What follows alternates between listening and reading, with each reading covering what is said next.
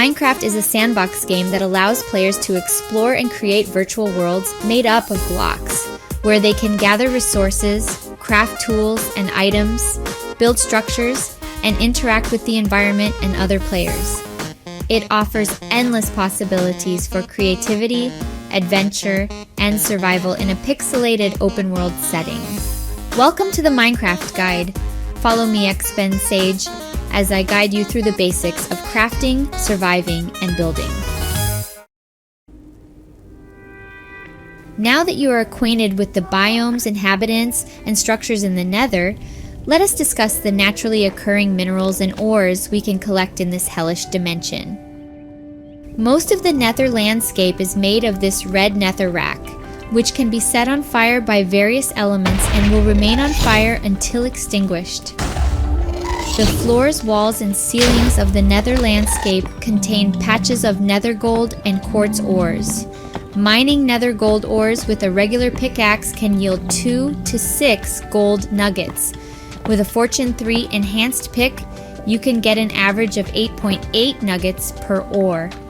That said, nether gold ores are best harvested with silk touch and fed to a furnace to get 1 whole golden ingot per ore. As mentioned earlier, mining gold in the presence of piglins will draw unwanted hostility.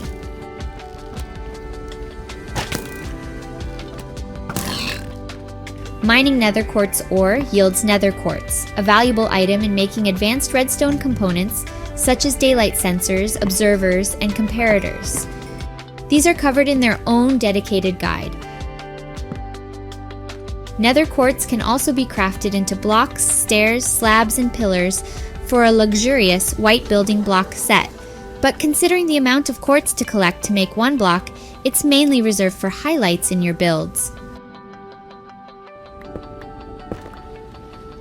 Blackstone is a dark-colored block which functions similarly to cobblestone or cobbled deep slate. You can craft furnaces, stone tools, and other basic stone-based items with it. Basalt is a grayish building material found in soul sand valleys and basalt deltas. They have polished and smooth variants, though not found naturally in the landscape.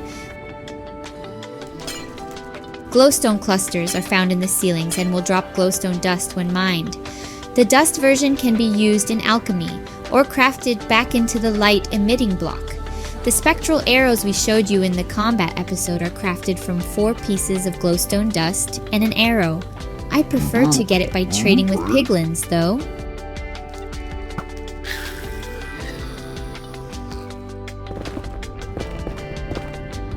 The most sought-after resource in the Nether is undoubtedly the ancient debris. This precious ore can be found between levels 8 and 22, and in even rarer instances up to level 119. For optimal chances of uncovering ancient debris, mining at level 15 is recommended. Due to its scarcity, the most efficient method of collection involves systematically blowing up long tunnels by TNT in biomes predominantly composed of netherrack. Collecting ancient debris in basalt deltas will take more time because of the blast resistance of blackstone and basalt. Ancient debris is blast, fire, and lava resistant, reflecting the superb properties your tools can achieve once coated with this hard material. Ancient debris needs to be smelted in a furnace or blast furnace to extract netherite scraps, after which it needs further processing by combining 4 of these to 4 golden ingots to form a single netherite ingot. To upgrade a diamond tool to netherite, you'll need 1 netherite ingot, your desired diamond piece of equipment, and 1 netherite upgrade template, which as mentioned earlier is exclusively found in Bastion Remnants.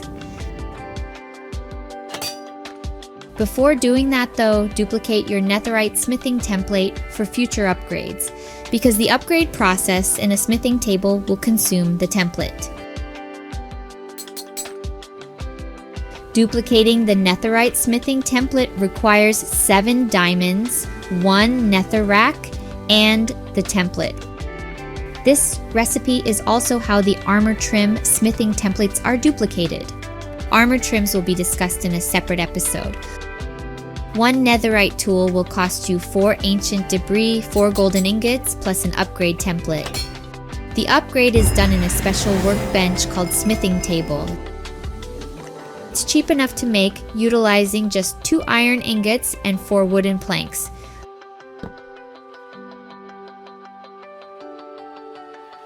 Once made, your new shiny netherite equipment cannot be downgraded back to diamond, but can still be improved later by adding enchantments if it hasn't got the maximum applicable enhancements yet. Tools, weapons, and armor made of netherite are fireproof and will float in lava, but are not immune to the 5-minute despawn timer of any dropped item in loaded areas of your world. If you die in the Nether, you will respawn in the overworld beside the last bed you slept in.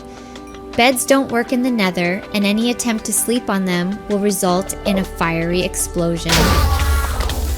If for some reason you want to call the Nether your home and prefer to respawn in this unforgiving dimension, you should craft one of these. Respawn anchors are made of 6 crying obsidian and 3 glowstone blocks. Place it down in the Nether and right-click with the glowstone block in hand up to 4 times to recharge it. The charge level is indicated by a yellowish dial on the side of the block. Right-click on the respawn anchor to set your respawn point. Each time you die and respawn beside the respawn anchor, it will lose 1 charge.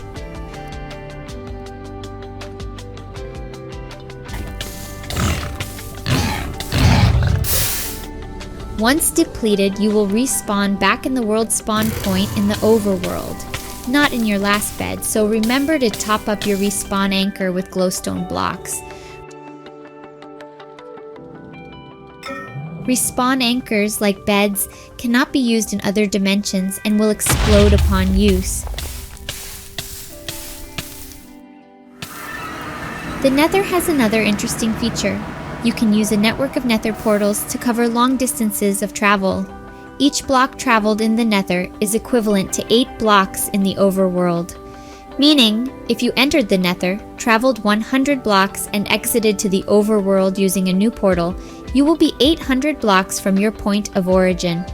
This is particularly useful if you have bases or creations that you need to visit often, but are significantly far apart in the overworld. There are certain rules to be followed though, and it will be discussed in a separate guide. Our journey was fraught with danger as we battled relentless ghasts, navigated boiling lava lakes, and faced the haunting presence of wither skeletons. Yes, we fell victim to the Nether's perils numerous times, but each death only strengthened our resolve to return, equipped with better weapons and armor, and soon fortified by alchemy. Join us on our next expedition as we arm ourselves with magic to conquer the challenges that lie ahead. Our quest in the Nether may have come to a close for now, but our adventures are far from over. Until then, stay brave and keep exploring. I am XPensage, and may your journeys be as epic as the Nether itself.